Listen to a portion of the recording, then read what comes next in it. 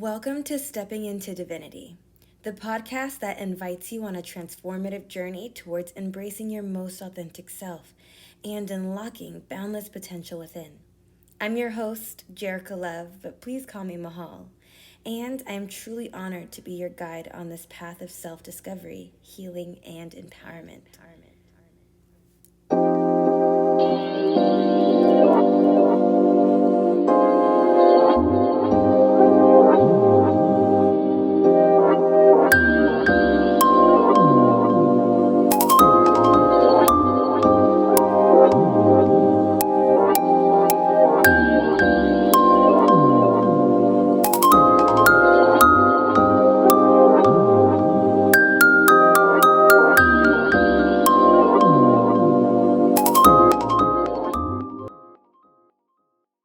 This world often pulls us in countless directions.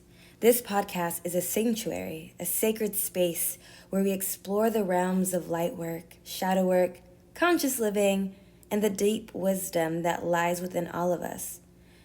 Each episode is a step towards understanding the intricate tapestries of our lives, woven with the threads of spirituality, everyday experiences, and the pursuit of our truest selves.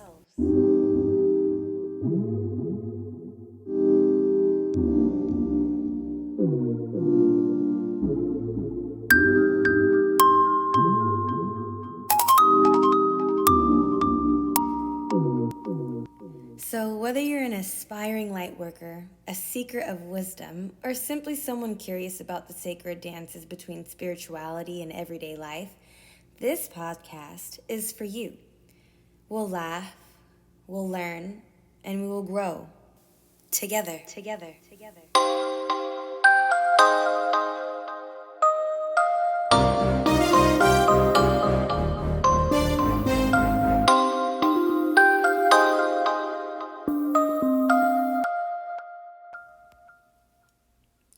My vision for how this podcast will flow is like this. I want to impact your life. I want to aid in my personal healing and yours also. Now, if you aren't ready to heal yet and listening, fear not, my still waters. You're still in the right place because I'll be talking about everyday living also. I still remember when I knew I was meant to serve my world. It was either my sophomore or junior year in college in Dr. Carlton's class. Dr. Carlton was probably the most patient professor that I've ever had. It was one day in class, he made us open up our notebooks to the back of the page and said to write down, if we helped one person smile a day, we'd impact 990 people. Or something like that. Looking back at it now, the math wasn't mathing, but the point is, I'm here to help bring a smile to your face and my face. Now, thinking about divinity, the first thing I think about is God. Now, if you aren't a religious person, that's okay. Answer this then. What created us?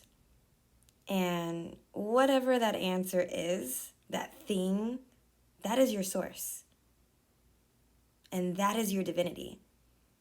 I see divinity as a multidimensional existence, a collective of deities, an almighty source that I've given my vessel and my voice to. Now, in my observation, there is a me in my shadow, and then there is a me in my light, and the divinity that I hold is the golden veil between the both. A couple of years to formulate this perspective, from childbirth until my early 20s, like 21, 22, I was completely Christian, which is funny because that's when I quote unquote sinned the most. Then around 22, I stepped out of religion and said, look, I know there's something bigger than me, but Christianity's math ain't mathin'. It's not adding up to me. And so for 2 years, I lived in complete darkness. At that time, I was able to see all of my shadow and all of my demons. It was very scary to the point I completely was unbothered by scary movies.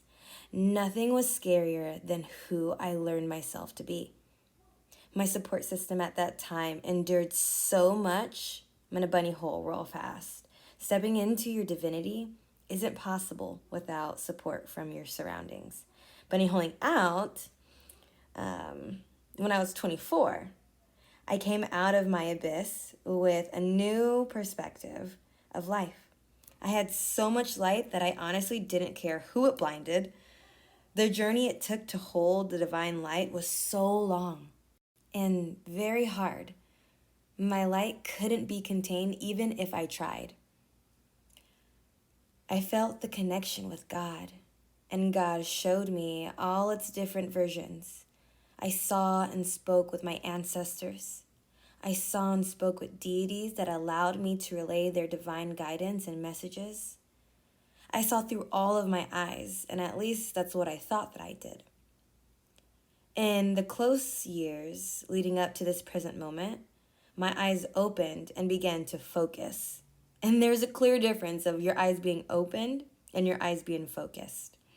I learned how to maintain my shine, learned where and how I meant to shine. And it all started with hitting rock bottom, death. See, what I know now is to live the life I manifested. I must die to the version of me that doesn't align with the version of me that I'm manifesting.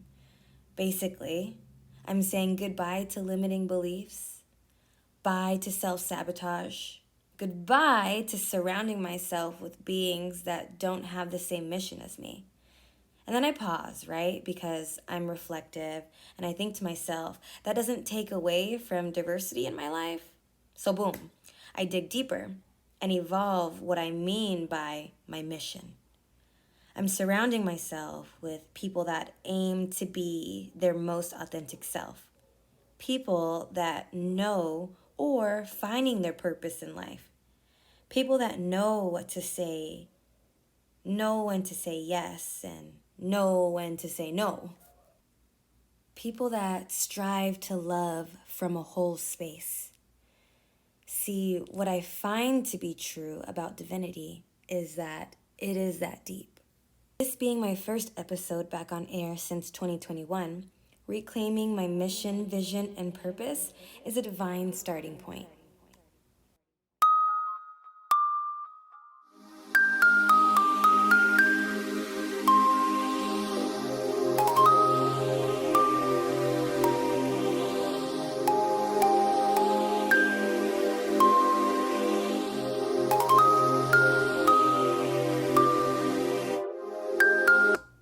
Thank you for joining us on this illuminating voyage through stepping into divinity. Remember that your journey is a sacred one, and the light you carry within you is a beacon of transformation. As we conclude this episode, I encourage you to continue to embrace your authenticity and explore the depths of your being. Step boldly into your own divinity. If you found value in today's episode, please consider subscribing, rating, and leaving a review. Your feedback fuels our mission to spread light and wisdom to seekers worldwide. Stay connected with us on social media for updates, behind-the-scene insight, and a vibrant community of fellow travelers on this path. And as you go about your day, remember, you